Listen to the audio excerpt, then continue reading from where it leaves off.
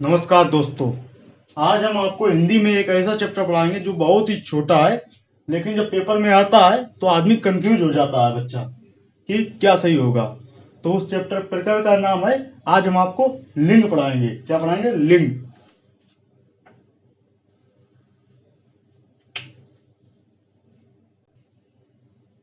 आज हम आपको लिंग में ऐसी ऐसी चीजें बताएंगे, सिर्फ थोड़ी विधियां बताएंगे, 3 चीजें बताएंगे कि आपका लिंग कभी गलत नहीं होगा पेपर में।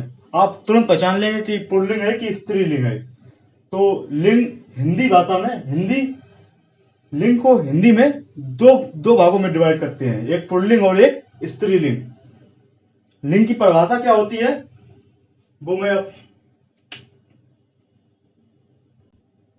तो क्या है लिंग की परिभाषा? जिसके माध्यम से हमें पुरुष और स्त्री जाति का बोध होता है उसे लिंग कहते हैं। लिंग कितने प्रकार का होता है? हिंदी भाषा में लिंग 2 प्रकार का होता है, लेकिन संस्कृत भाषा में लिंग अलग प्रकार के होते हैं, कई प्रकार के होते हैं। लेकिन हिंदी में अगर आपसे पूछा जाए कि लिंग कितने प्रकार के होते हैं, तो लिंग 2 प्रकार के होते हैं। कौन कौन से?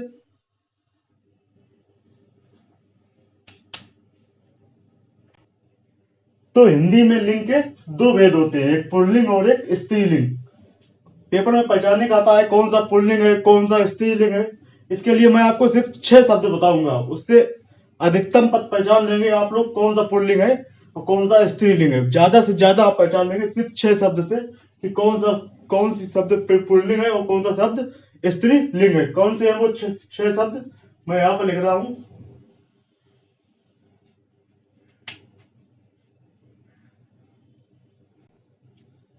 तो पुरुष पुल्लिंग और स्त्रीलिंग पहचानने के लिए ये 6 शब्द हैं। अगर अच्छा लगा, मेरा और बड़ा, अच्छी, मेरी, बड़ी, कोई भी अगर वस्तु का नाम दिया गया है उसके आगे हम लगाकर देखते हैं कि अच्छा आ रहा है कि अच्छी आ रही है, मेरा आ रहा है कि मेरी आ रही है, मेरा बड़ा आ रहा है कि बड़ी आ रही है।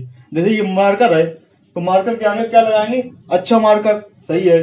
अच्छी मार्कर लिख देंगे तो ये बेकार लग रहा है ना, तो इसलिए अच्छा मार्कर। तो मार्कर क्या हो गया? पुरुष हो, पुल्लिंग हो गया।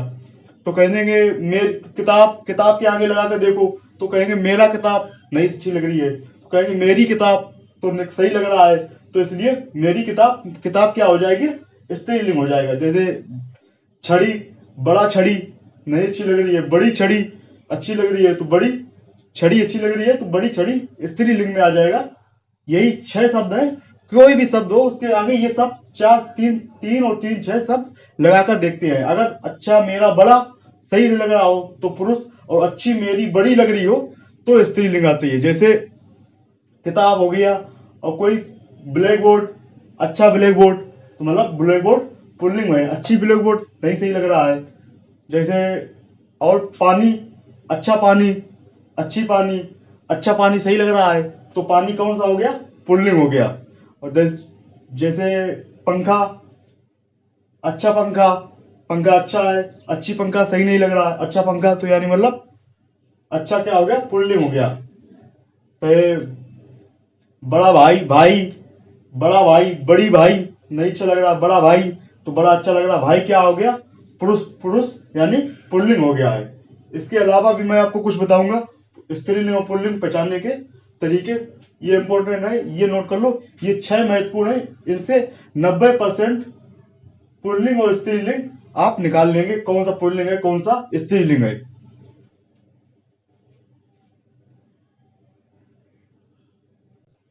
अभी तो मैंने बताया आपको कि अच्छा, अच्छी, बड़ा, बड़ी, मेरा, मेरी, ये शब्द के आगे लगाए जाते हैं। और ये 2 शब्द ऐसे हैं जो शब्द के पीछे लगे हो तो आप पहचान लेंगे कि पुल्लिंग है कि स्त्रीलिंग। जैसे अगर मान लगा हो, किसी भी शब्द के पीछे मान लगा हो तो वो पुल्लिंग में आएगा। और किसी अगर शब्द के पीछे मति लगा हो तो वह स्त्रीलिंग में आएगा। ये नोट करना है। जैसे मैं उसकी पूरी डेफिनेशन बताता हूँ।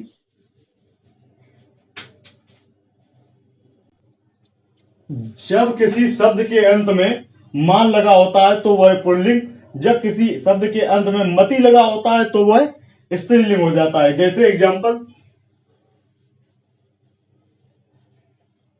जैसे श्रीमान क्या हो गया? पुल्लिंग।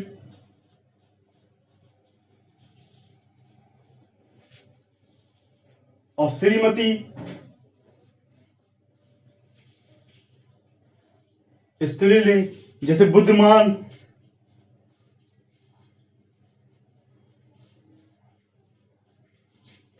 क्या हो गया, बुद्धिमान क्या हो गया, पुल्लिंग हो गया। बुद्धिमती,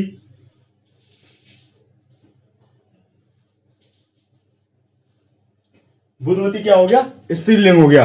जैसे आयुष्मान, आयुष्मती। जैसे श्रीमान, श्रीमती, बुद्धिमान, बुद्धिमती, आयुष्मान, आयुष्मती। श्रीमान पुल्लिंग में हो गया, मान लगा है, मान लगा होता है तो वह पुल्लिंग में होता है। बुद्धिमान में भी मान लगा है तो ये भी पुल्लिंग। आयुष्मान में भी मान लगा है तो ये भी पुल्लिंग। जिसमें मति लगा हो वो स्त्रीलिंग। श्रीमती, बुद्धिमती, आयुष्मती, तो ये क्या हो गए, स्त्रीलिंग हो गए, ये पुल्लिंग और ये स्त्रीलिंग हो गए। इतना नोट करो, फिर मैं आपको कुछ नियम बताता हूँ कौन से पुल्लिंग होते हैं, कौन से स्त्रीलिंग होते हैं। बस 2 ही 3 नियम है, ज्यादा नहीं है। लिंग में ज्यादा कुछ नहीं आता, यही पहचाने का आता है। मैंने आपको 6 पहले बता दिए, अच्छा, अच्छी, मेरा, मेरी, बड़ा, बड़ी। 2 और है, मान और मति। बस सिर्फ 6 7 8 अक्षर है, जिससे आप 90% तक पुल्लिंग स्त्रीलिंग पहचान लेंगे, और 90 से 95% तक पहचान लेंगे। उसके बाद 2 3 नियम है, उस 5% बचे वो 2 3 नियम के अनुसार से पहचान लेंगे आप लोग। इतना नोट कर लीजिए, फिर मैं आपको कुछ नियम बताता हूँ। जिसमें से पहला नियम है, पर्वतों के नाम पुल्लिंग होते हैं।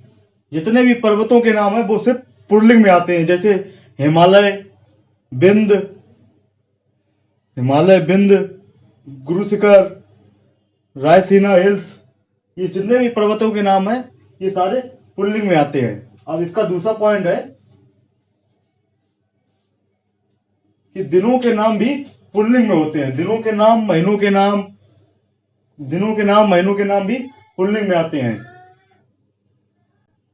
दिनों के नाम, महीनों के नाम पुल्लिंग आते हैं। दिनों के नाम जैसे रविवार, सोमवार, मंगलवार, ये सब पुल्लिंग में आते हैं। महीनों के नाम जैसे जनवरी, फरवरी, ये भी सब पुल्लिंग में आते हैं। और तीसरा नंबर आता है, धातुओं के नाम भी पुल्लिंग होते हैं। धातुएं, जितने भी धातु हैं, तीसरा हमारा पॉइंट है, अधिकतम धातुओं के नाम पुल्लिंग होते हैं। इसमें ज्यादा से ज्यादा जो धातुएं होंगी उनके अधिकतर नाम पुल्लिंग होते हैं। कुछ अपवाद है, जैसे चांदी,